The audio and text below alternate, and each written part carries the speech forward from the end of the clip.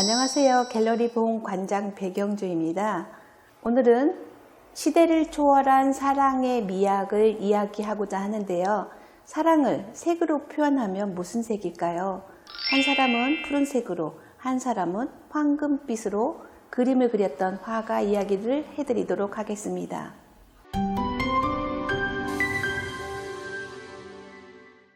사랑이라는 주제를 가지고 그림을 그렸던 샤갈과 클림트는 왜 우리에게 중요할까요?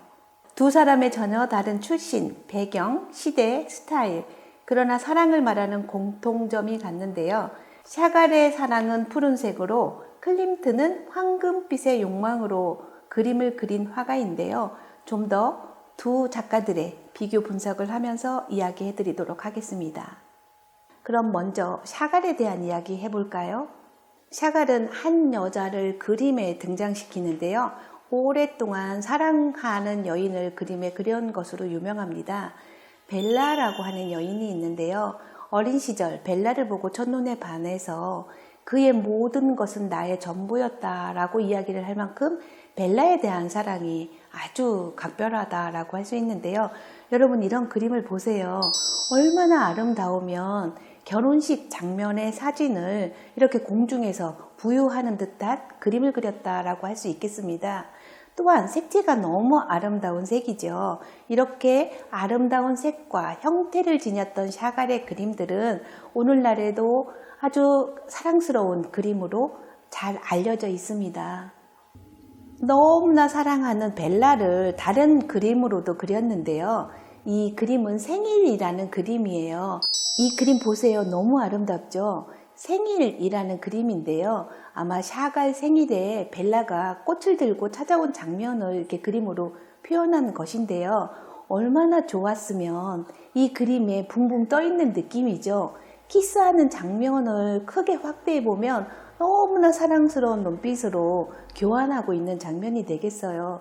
이 그림 속에는 이렇게 잘 차려진 음식뿐만이 아니라 두 사람의 아주 아름다운 사랑 이야기가 그대로 남아있는 것 같습니다.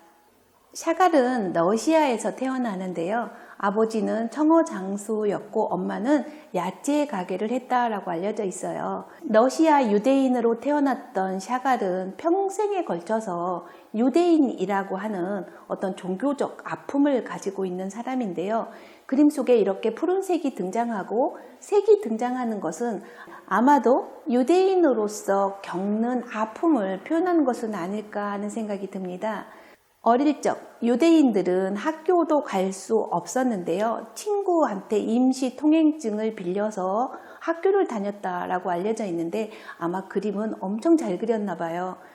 유학을 갈 수 있는 기회를 얻게 되는데요. 파리로 건너가게 됩니다.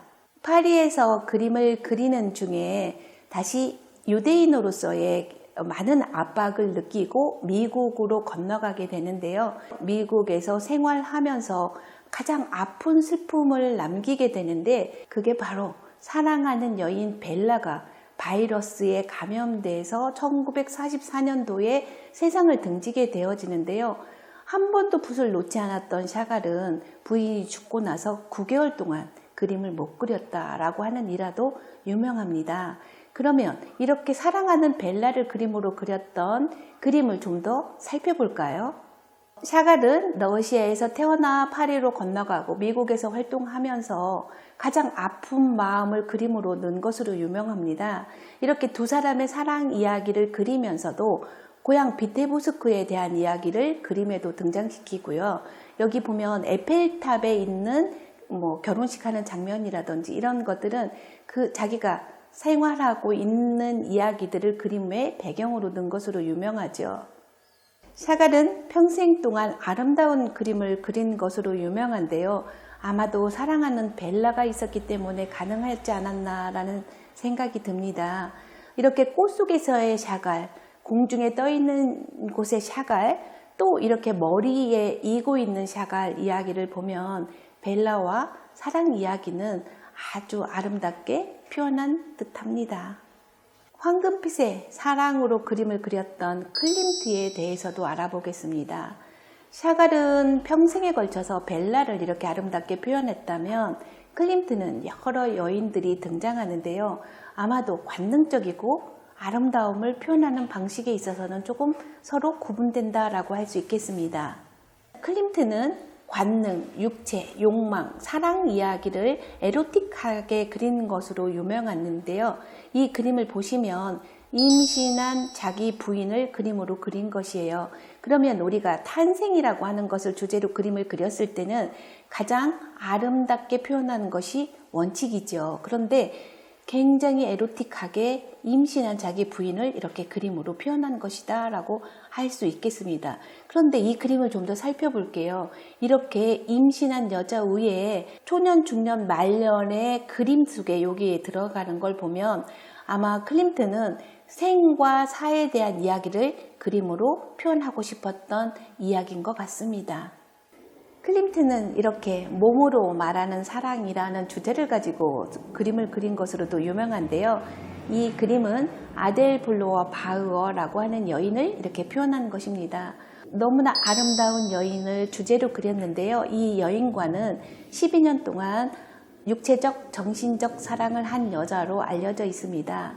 이 여인을 보면 지금 황금색으로 그림을 그렸는데요. 얼굴을 빼고 모든 화면이 황금색으로 그림을 그려져서 이 여인의 아름다움을 그대로 표현한 것이다 라고 하고 있고요. 이 여인의 옷에 보면 이집트 여신의 눈동자가 들어져 있는데 아마도 이 아델 바흐어 블로어라고 하는 여자는 이집트 여신만큼 극적인 효과를 나타나기 위해서 이런 그림을 그려지 않았을까라는 생각이 듭니다. 이렇듯 클림트는 여러 여인들을 가장 에로틱하게 황금빛으로 그림을 그렸는데요. 이 마지막 그림을 보시면 다나에라고 하는 그림이 되겠습니다. 다나에는 150, 150 사이즈의 정사각형형을 그림으로 그렸는데요. 이 그림의 이야기를 살펴보면 왕인 아버지가 신탁을 받게 되는데요. 너의 외손자가 너를 죽일 것이다 라고 하는데 그러면 이 딸은 결혼을 할 수가 없겠죠. 그래서 철탑 속에 가두게 되는데요. 철탑 속에 가두어 살았던 이 여인은 하늘에서 제우스가 보게 되는 거예요. 제우스는 자기가 원하는 여인은 다 취하게 되잖아요.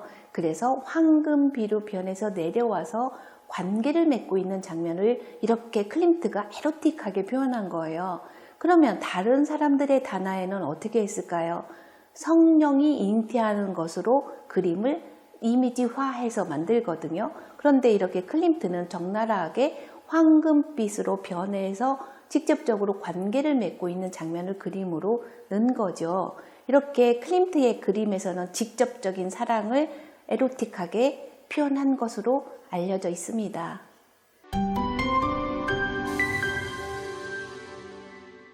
사랑의 표현 방식이 완전하게 대비되지만 두 거장의 대화를 이끌어내기에는 완벽한 주제인 것 같습니다.